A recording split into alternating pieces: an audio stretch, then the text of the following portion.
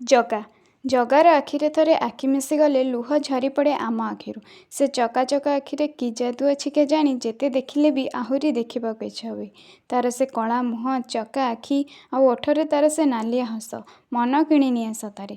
ରତ୍ନ ସିଂହାସନ ଉପରେ ଭାଇ ଭଉଣୀ ସାଥିରେ ବସିଥିବା ସେ କାଳିଆ ରାଜା ସତରେ ବହୁତ ସୁନ୍ଦର। ତାର ରୂପକୁ କେବେ ସମ୍ପୂର୍ଣ୍ଣ ଭାବେ ବର୍ଣ୍ଣନା କରିହେବ ନାହିଁ।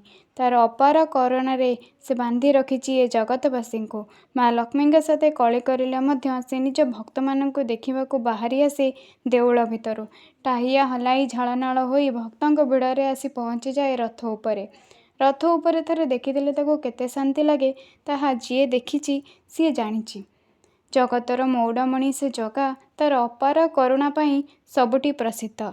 ସେ ଏମିତି ତାର ଚକା ଆଖିରେ ସମସ୍ତଙ୍କୁ ଦେଖୁଥାଉ ଓ ତାର ପତିତପାବନ ବାନା ତଳେ ଘୋଡ଼ାଇ ରଖିଥାଉ। ଜୟ ଜଗନ୍ନାଥ।